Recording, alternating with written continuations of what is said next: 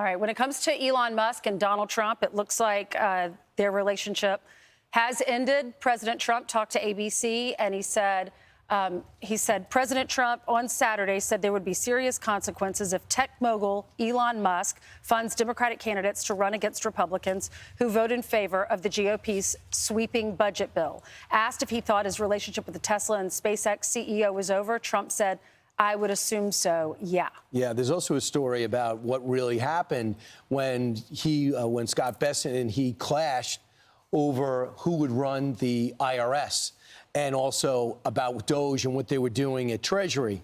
And when they left the office, the story is that Musk tried to ram him like a rugby player as he was in the hall, and then Bessent hit him back, and Trump evidently said, "This has got to stop." So there was definitely a scrum and yelling in the hall. I didn't know there was physical confrontation. Here's what Caroline Levitt said. I certainly wouldn't describe it as a fist fight, Maria. It was definitely a disagreement. Although I was not there, I didn't witness it with my own eyes. I heard about it through secondhand reporting. But again, we've moved on from that. The president has moved on from it. And the entire administration is focusing on passing this bill. But also, Maria, cutting waste, fraud, and abuse from our government remains a critical component of this administration's agenda. In my view, the thing that did it was not the criticism of the bill, which is not helpful, but the president overcome that.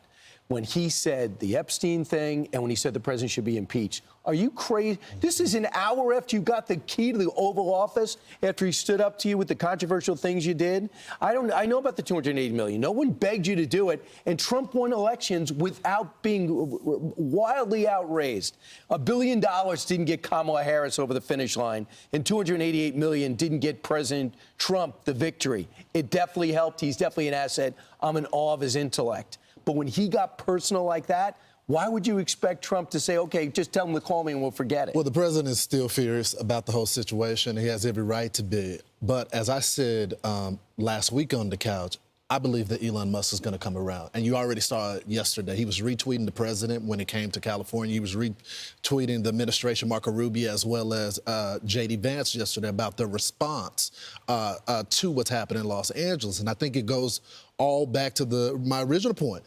There's nowhere else to go, Elon. Either you're going to be with the party of crazy, which you just saw our first story of letting their city be on fire, or you're going to try to make this party better. There's a legitimate criticism when it comes to the big, beautiful bill, but you just can't shut down the entire bill as a result. We were all talking over the weekend, like, what do you think happened? What made him just flip his switch? Well, they say Sergio Gore had a lot to do with it. Do you think, though, I mean, he was on Joe Rogan's show smoking marijuana. Do you think he was microdosing? Do you think he was in a different place? I don't want to project that, but I will say he's up with the thing that can put him over the top is when Sergio Gore, who's head of personnel, said, this NASA guy, Mr. President, has given hundreds of thousands of dollars to Democratic causes, only gave you money after you won.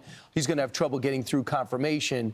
And when they pulled the NASA guy out, who directly affects his business, and they need to work together, he said that was the last straw. Evidently, Sergio Gore and Elon Musk had this huge rivalry because he was dressed down. Musk dressed him down in front of people. He says, you're hiring people way too slow. Your vetting process is way too strict. You got to get people staffed. So that confrontation led to that confrontation, and that put him over the top. But the bottom line, there's one commander-in-chief, and that's Donald J. Trump. Yeah, and he has the support of the American people overwhelmingly in the last election. I'm Steve Doocy. I'm Brian Kilmeade. And I'm Ainsley Earhart. And click here to subscribe to the Fox News YouTube page to catch our hottest interviews and most compelling analysis.